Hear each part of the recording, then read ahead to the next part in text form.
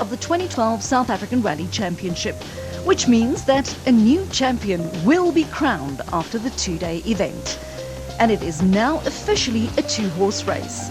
Marc Cronje currently leads the way with 4 victories and 2 third-place finishes to his credit, while Johnny Gemmell is second in the point standings, courtesy of 2 victories and 3 second-place finishes.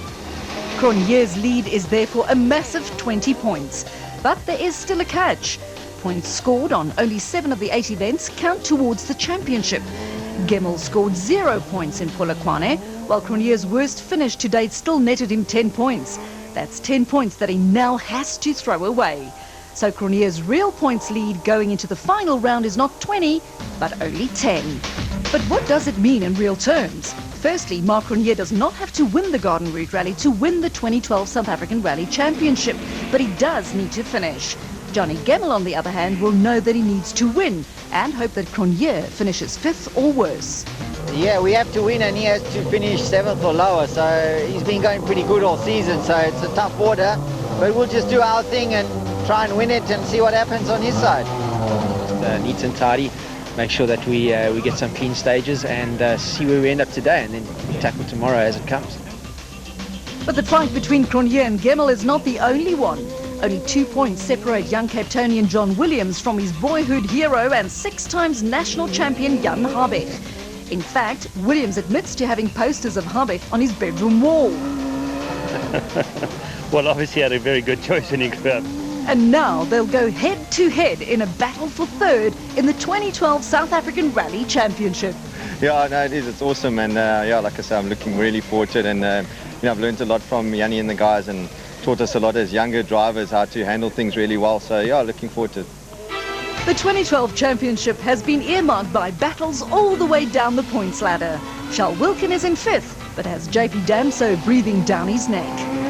Need a good result in this last one, and I desperately want to do the best I can for my sponsors to end the season off on a high note. Gugu Zulu is the leading Volkswagen driver and has already wrapped up the inaugural Super 2000 Challenge class title, but he now has to fend off his own teammates.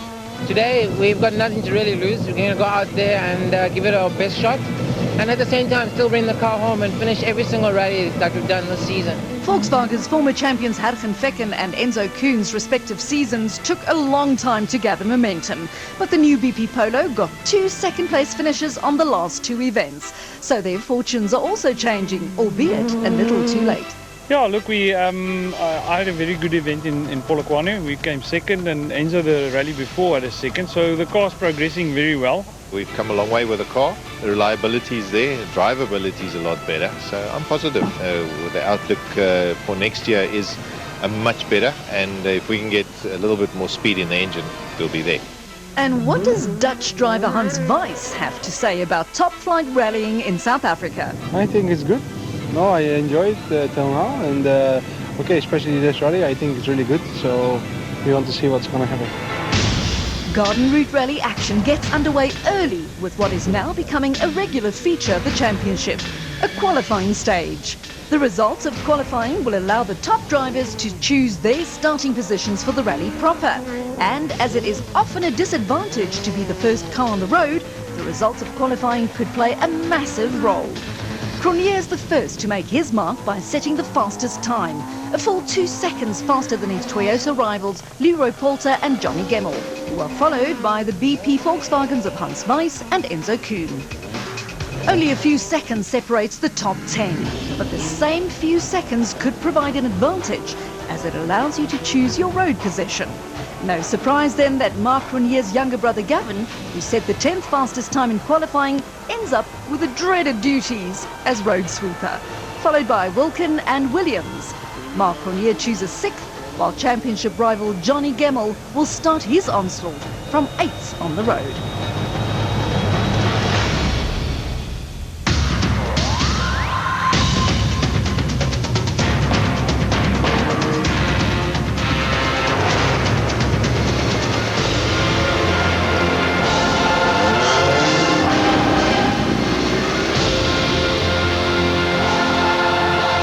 And this is what they will now be facing. Stage 1 is a short 5-kilometre affair next to the Garden Route Mall on the outskirts of George. But stages 2 and 3 are deep in the forests, around 30 kilometres inland from Wilderness. To add to the challenge, the competitors will have to tackle all 3 before reaching the safety of the Dunlop Service Park.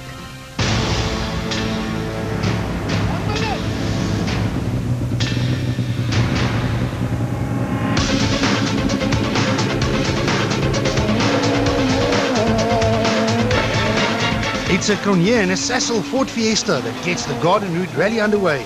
Gavin Cronje and co-driver Van Aert Schoeman are the first ones to sweep the slippery roads of Stage 1, and they set a time of 3 minutes and 58 seconds. 2 minutes later, and it's the Basil Reed Ford of Charles Wilkin and Greg Godrich who start their final rally of 2012. Wilkin crosses the flying finish in a time of 3 minutes and 53 seconds. That's 5 seconds faster than Cronje.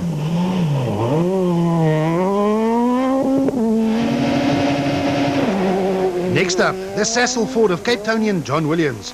The youngster's father, Douglas Williams, returns to the hot seat for the final event of 2012, and the father-son combination opened their account with a time of 3 minutes and 55 seconds.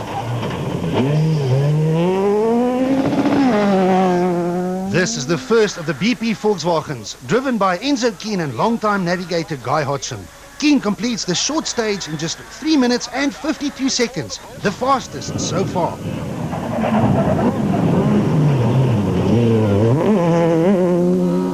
Behind Keen is the next BP Volkswagen in the hands of the Dutch and Belgian duo of Hans Weiss and Bjorn de Gant.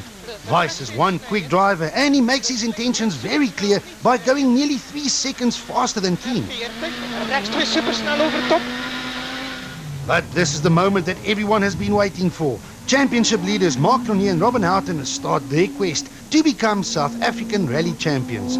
3 minutes and 53 seconds. Not the fastest time, but it didn't have to be.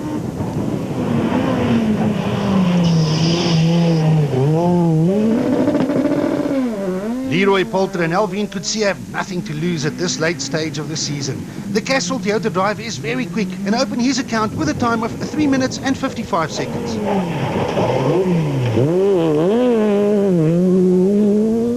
And the showdown for the 2012 driver's title gets underway with Johnny Gemmell and Caroline Swan safely completing stage 1.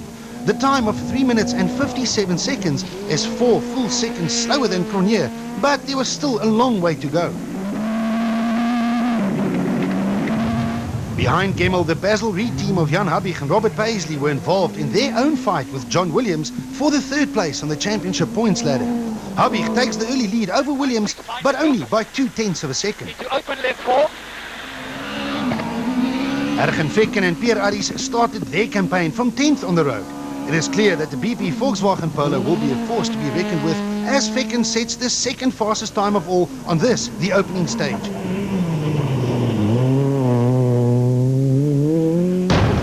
After the first 5 kilometres of the season-ending Garden Route Rally, it is Hans Weiss who takes the early lead. Ergen Vekken and Enzo Kuhn make it a Volkswagen 1, 2 and 3, while Mark Cronje and Charles Wilkin set the same time in 4th.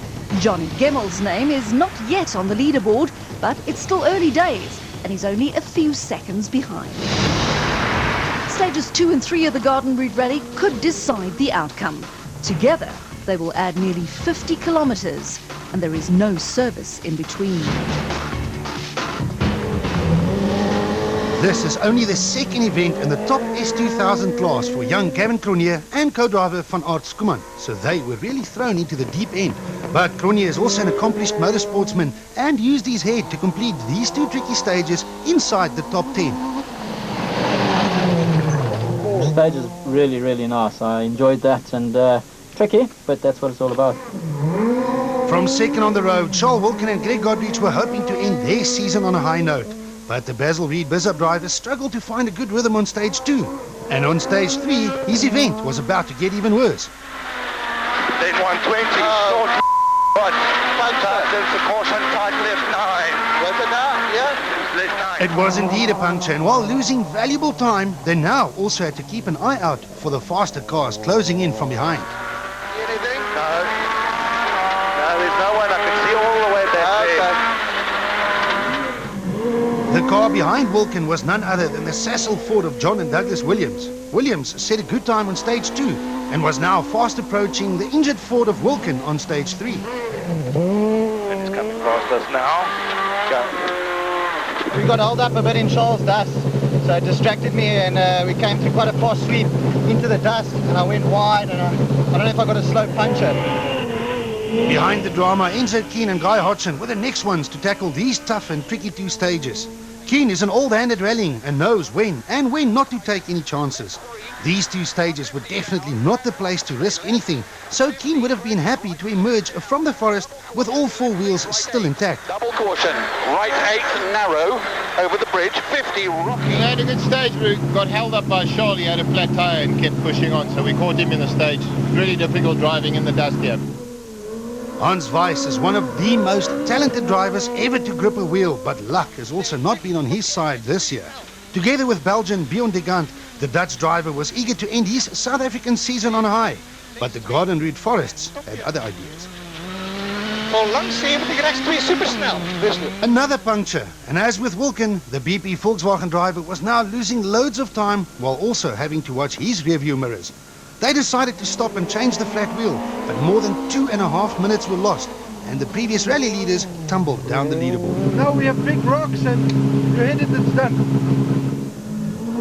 Mark Ronier and Robin Houghton must have been very wary of the tough conditions. The championship leader knew that a mistake, or even a puncture, could ruin his championship aspirations, so the Cecil Ford driver continued with his strategy of keeping it clean and tidy.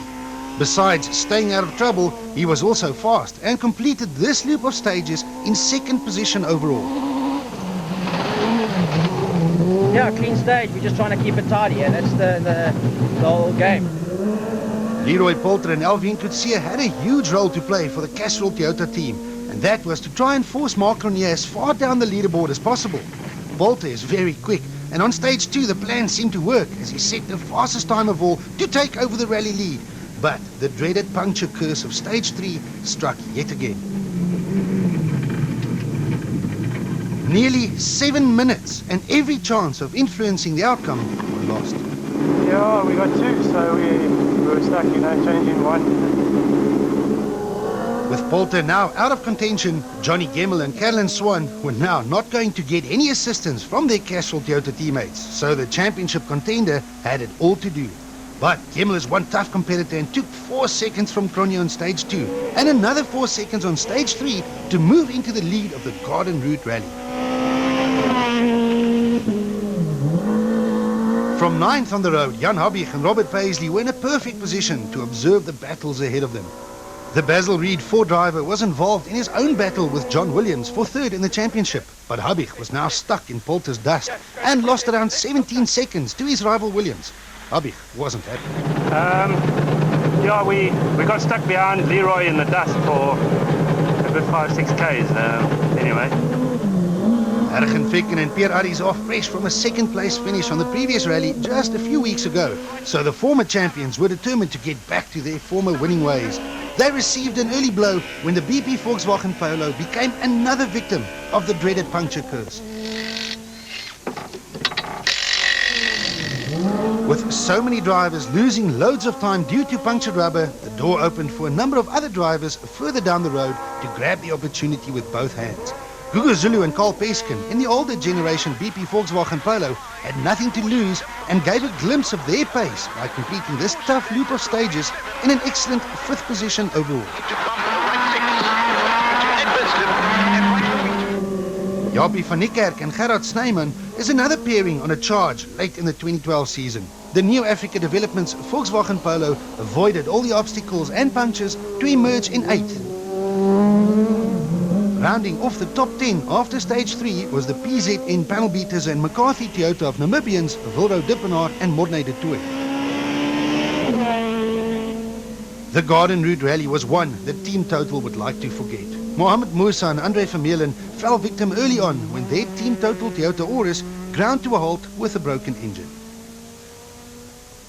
Team Total Toyota teammates JP Damso and Grant Martin started well as always by running within the top 10 after stage 2, but a severely damaged left front corner and a broken steering rack in stage 3 saw their Total Toyota Auris sidelined and forced to abandon the event. So, it's the two championship contenders who fittingly filled the two top spots on the leaderboard after the first three stages of the 2012 Garden Route Rally.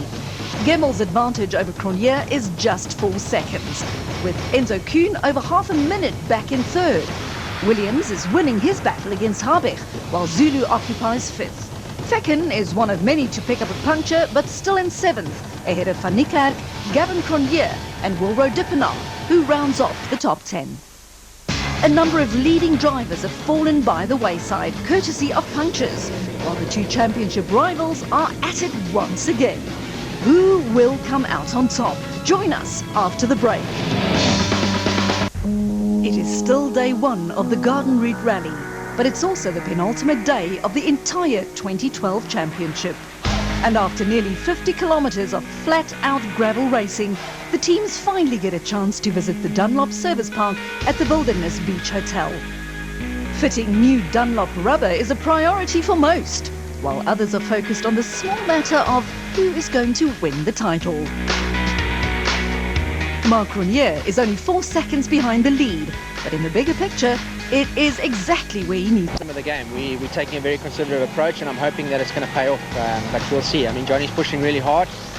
Johnny Gemmell knows he has to win to stand a chance, and as the current leader, there isn't much more he can do. Well, just keep going like we are, I think. We don't want to go and look for trouble and fall out, then it's all over. So we have to keep going. From the myriad of activities in the service park, the crews must now head back into the forest for stages 4 and 5, the same two stages that caused so much havoc earlier in the day. To make matters even worse, the whole field of 40 cars have now been over these roads, meaning that the culprit rocks that have led to so many punctures are even more exposed. With so many top drivers and teams running into trouble, day one of the Garden Route Rally became as much of an endurance race as it is a sprint race. Young Namibians Wilro Dippenaar and Morné de Tooy in their PZN panel beaters and McCarthy Toyota stayed out of trouble to complete the day 10th on the leaderboard.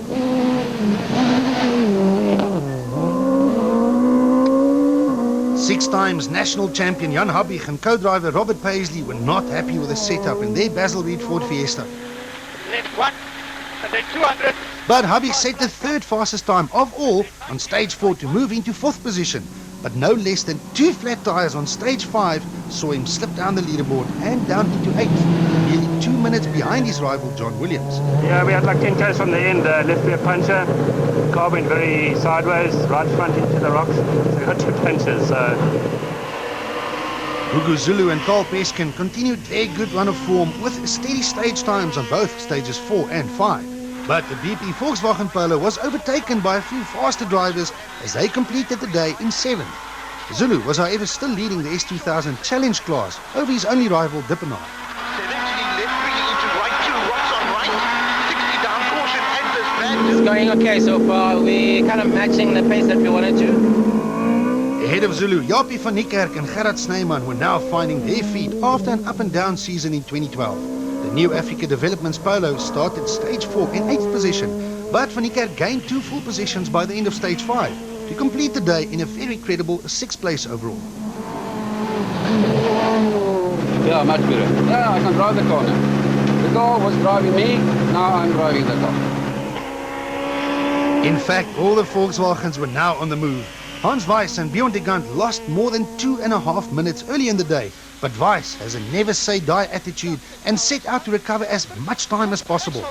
Eyebrows lifted when his BP Volkswagen Polo crossed the flying finish a full 21 seconds faster than anybody else on stage 4. The Dutch driver followed it up with another 16-second stage win on stage 5 to propel him right back into contention. From way outside the top 10 all the way up to 5th place in just 2 stages. Dus links 2 tot Overkop. Dus rechts 2 snel. 40 links 1 snel. Yeah, this was nice. BP Volkswagen teammates Hergen Fecken and Pierre Aries were also on the comeback trail after losing time earlier on. Fecken had clean runs on both stages 4 and 5 to climb the leaderboard from 7th position all the way up into 4th. Yeah, we were fortunately no punches this time, so we could drive well. In the fight for third in the championship, John Williams and his father Douglas had the advantage over rival Jan Habig. So the Sasol Fiesta driver could now shift his attention to the BP Volkswagen of Enzo Keen ahead of him. Williams started stage 4 just 6 seconds behind the former champion, but his time on stage 4 was a full 11 seconds faster.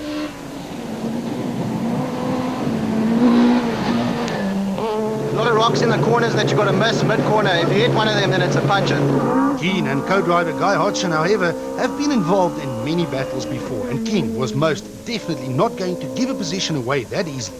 The BP Volkswagen driver hit back on stage 5 to beat Williams by 7 seconds to once again overhaul the young pretender. The difference at the end of the tough day 1 was a mere 2 seconds in Keen's favour. Very rocky, 50, left 6. Very rocky, 6 left here, 6. At the sharp end of the field, the battle for championship honours was now also a battle for rally victory. As with so many times before this year, it was Gemmel versus Cronje. Castrol Toyota Auris versus Sasol Ford Fiesta. Gemmel knew he had to win the event and hoped for Cronje to run into trouble. Going into stage 4, the Toyota driver still had a 4-second advantage. But this looks like trouble. The Castrol Toyota is going slowly, and would you believe another flat tire? Could this be the final nail in Gemmel's coffin? Gemmel loses more than 3.5 minutes and tumbles down the leaderboard. No, we had a puncher and then we drove it a bit, thought we could get to the end, but no, so we stopped, changed it. Cronje's strategy of keeping it clean and tidy now also handed him the rally lead by a very comfortable minute over nearest rival Enzo Keen.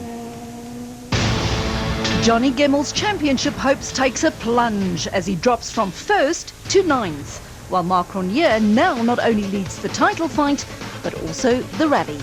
Kuhn is just 2 seconds ahead of Williams, while Fecken is a distant 4th.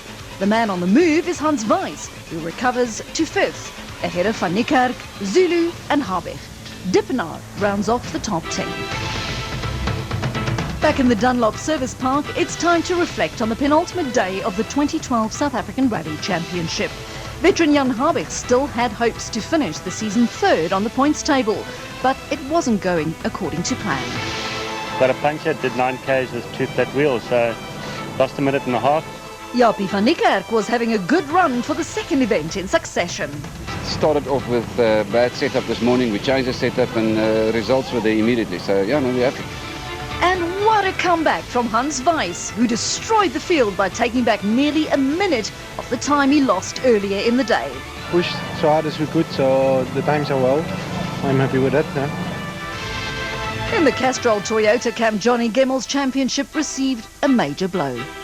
We had a puncher, a slow puncher, and I kept going and going, thinking I'd get to the end. But then the tyre started doing damage, so I said, no, we better stop. And with Gemmel pretty much out of contention, Marc Cronje was now only 1 day away from championship glory. It's going to be a tough one to the end, but I'm feeling a little bit warmer tonight than I was this morning. The sun sets over the garden route to bring day 1 of the rally to an end. Only 1 single day of the 2012 South African Rally Championship remains. And this is it, the day that will see the crowning of a new champion. But before the champion-to-be will get the opportunity to spray champagne from the podium in Wilderness, they will all have to contest 6 stages on extremely dangerous and demanding forest roads near the coastal town of Knysna. And considering what day 1 has done to the competitors, day 2 had all the makings to be even more challenging.